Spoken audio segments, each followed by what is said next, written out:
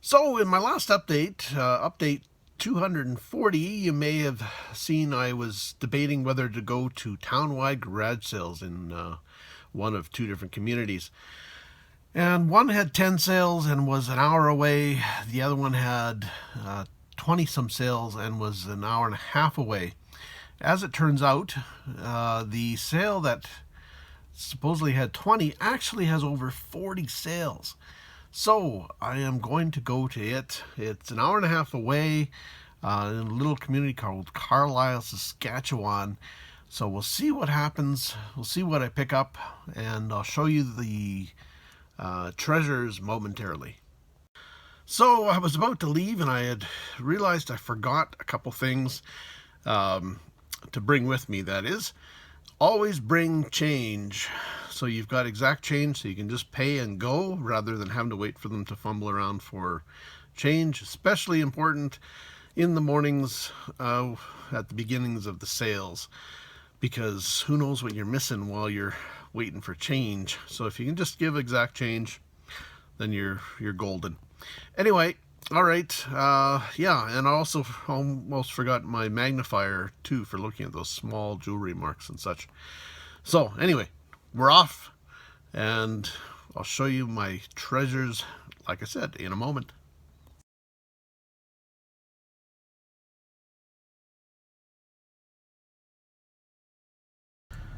Well, I am on my way back home from the garage sales.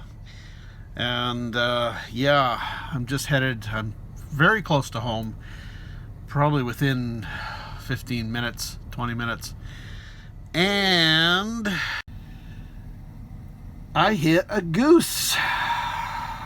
Big freaking Canada goose. Hit the windshield. Yeah.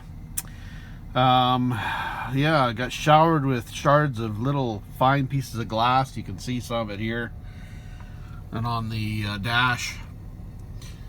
Big Canada goose. Holy smokes, that was close. Right at the windshield, almost through. As you can see, it's bulged out here. It's literally bulged right out. So yeah, that wasn't fun. Boy, oh boy, that wasn't good.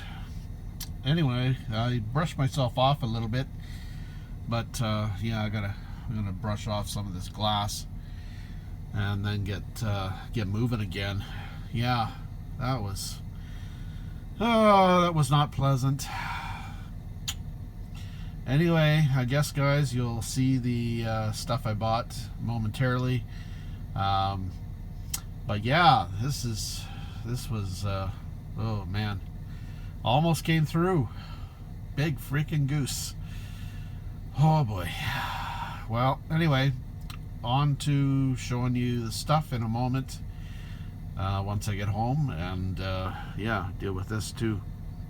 So managed to get safely home, and anyway, so we'll go through the stuff that I picked up. I'm saving some neat pieces till last, just so you know to watch to the end of the video to see some of that stuff. Some neat stuff and a neat story as well. So this came out of a free bin. It's a clip-on fixture, clip-on light. Another free bin find. Just a letter holder slash key holder, I guess. And this is in no particular order, just as I'm going through them. I've got a pair of binoculars, World War I. These ones were made by that company there, and has the military numbers on it there. Don't know if you can see that or not. And it's clearly marked here with the military markings right there. The broad arrow. Excuse me. So yeah, broad arrow and such there.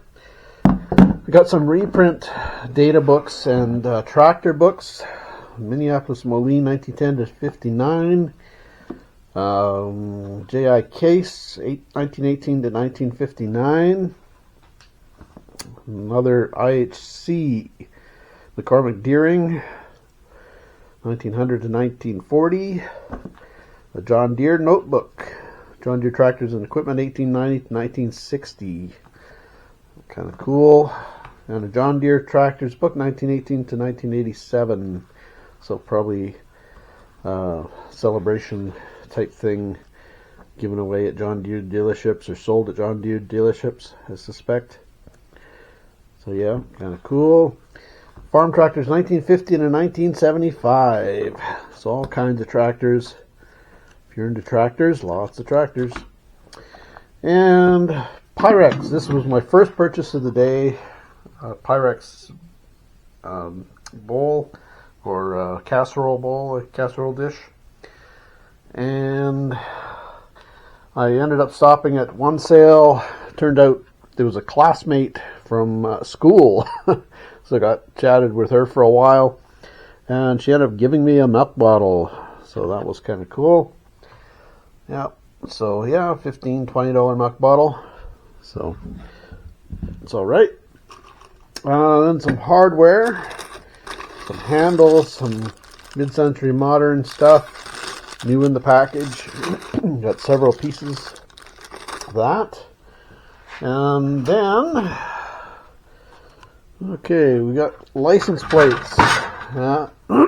Excuse me. And if you're into plates, I've got a whole bunch coming up at the end as well. So stay tuned for that. Kind of a neat welcome plate. That's probably a decent one.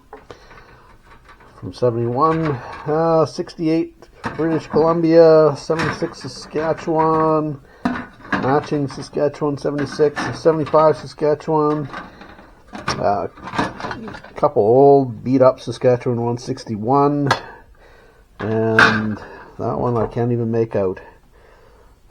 42. So yeah, got those, and I'm gonna go dig through the van for another load here. So next we've got a couple rugs, brand new rugs that were $5 a piece, just for my suite and one for the shop. And some more plates, license plates again. Alberta 52, Saskatchewan 52, and a Saskatchewan 47. Then we've got a couple lightning rod balls, a little peapot, baby peapot right there, a little enameled cup, and a Canadian Pacific Railway. Oh, lightning rod balls are blowing away on me here. Canadian Pacific Railway oil can, or kerosene can. That's what that is. You can see CPR in here somewhere. Where is it? Where is it? Where is it? Where is it? Where is it? There it is. Oh, CNR. Sorry.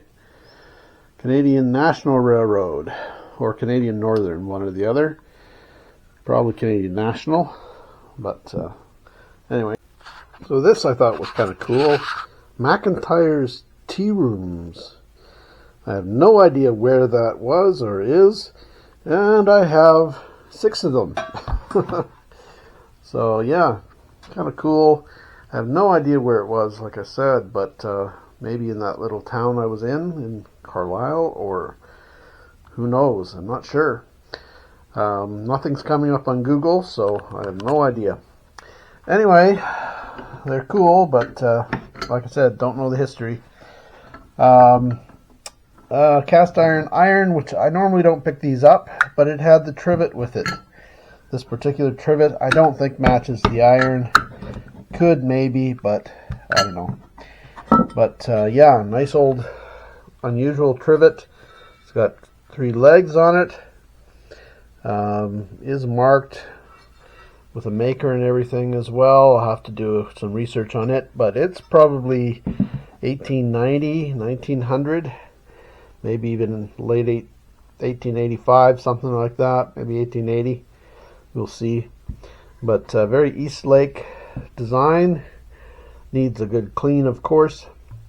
And then another very old piece, probably 1800s, mid-18 to 1870, 1880. Is this cast iron kettle with kind of a snake top, or snake spout. I forget what they're called. There's a specific name for this style spout. And Nice cast iron, been painted black unfortunately, but still it's probably preserved it.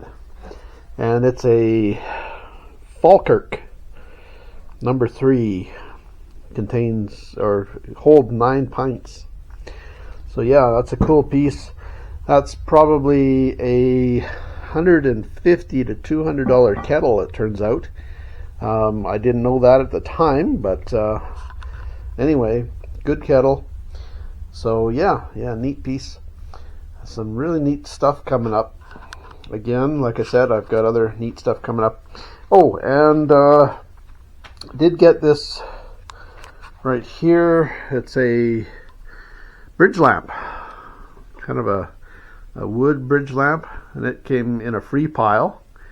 So that was kind of cool. I can fix that and get it together and sell it. And then a neat winter coat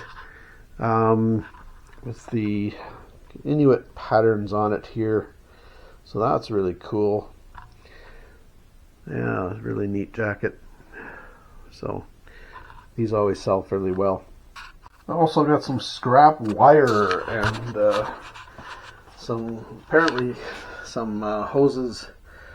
I guess some soaker hose, but it was mainly after the wire, just for my scrap piles. So yeah. Anyway, yeah, bit of scrap for free. Why not? Also got this copper boiler and this thing, which I have no idea what it is, other than it's copper.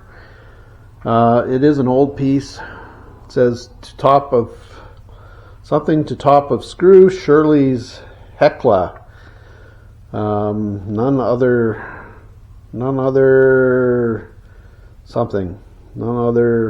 something. Anyway, yeah, the Prince of Wales. Not sure what that's about, but weird. I have no idea what it is. Maybe a fire extinguisher? I don't know. We'll see. Could be a good piece, might be nothing. And a little oak table, a little bit shaky, but I think it'll tighten up. Good refinishing project for somebody.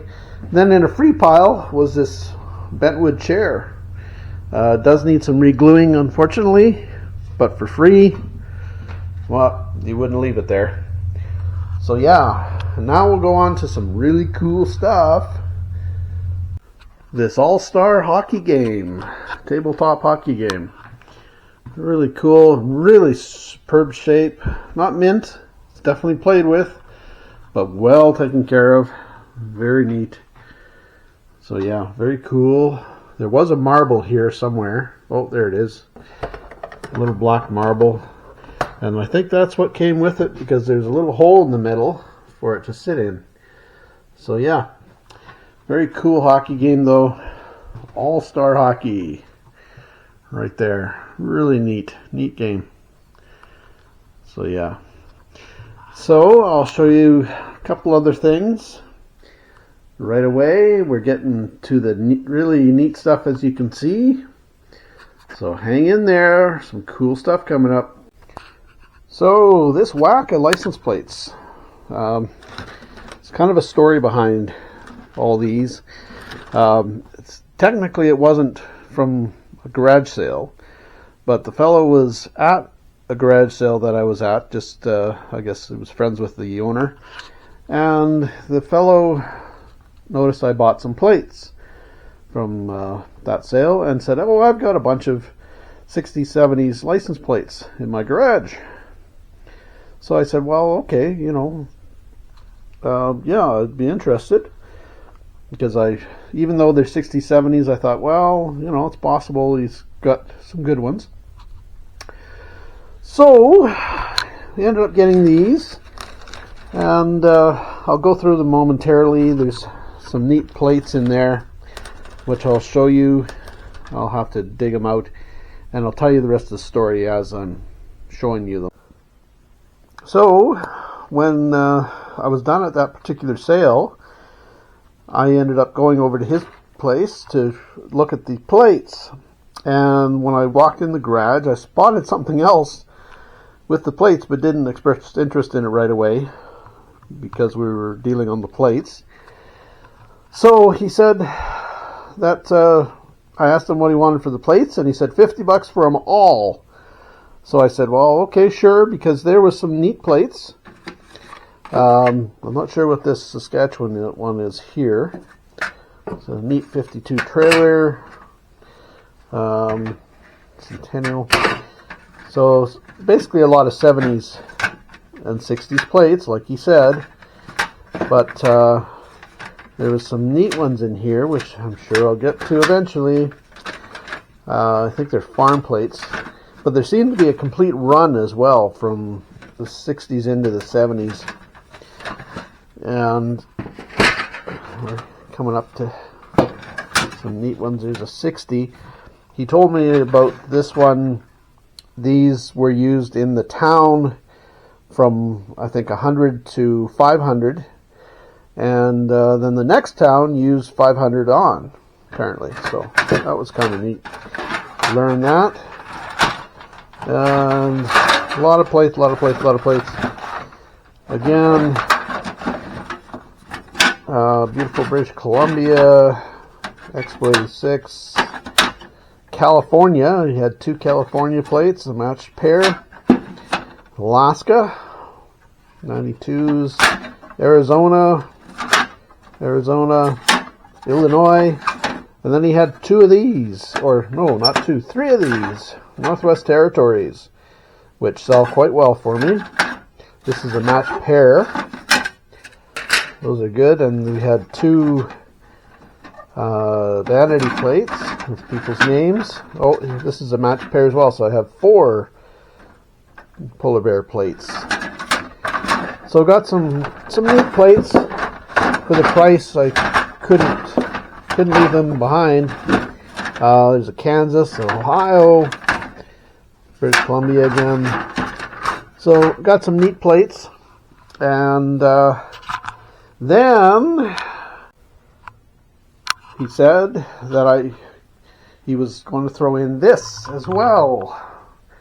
So I'd spotted this immediately when I walked in and just didn't say anything about it, but was going to make an offer on it. And unfortunately it's not in the best of condition on this side. It's pretty faded out, but it's a really good piece. Probably, even in this condition, it's probably $500 to $1,000, and that's 1,000 Canadian, not US, but still pretty good piece. So we'll see what it goes for. Doing some digging still, we'll find out. And yes, I gave him more money, because even though he was including it, I said, here's some more cash, because I like the sign, it's a good piece, here's some more. So that made him happy as well. And then on the wall was this. So he quoted me 10 on it, I gave him 20. Because, again, it's well worth it, although this one's going to require some cleanup. There's a lot of writing and such on it that's got to be cleaned off, if it'll clean off. So we'll see. But really cool, really cool. But it's some really neat stuff. So let me know what your favorite was. Was it the Delaval sign? Was it the goose damage? Was it the license plates? What was it? Did you have a favorite? Let me know in the comments below. And thanks for watching. Please be sure to like and subscribe, and check out our other videos on antiquing, picking, thrifting, scrapping, etc. Take care, folks.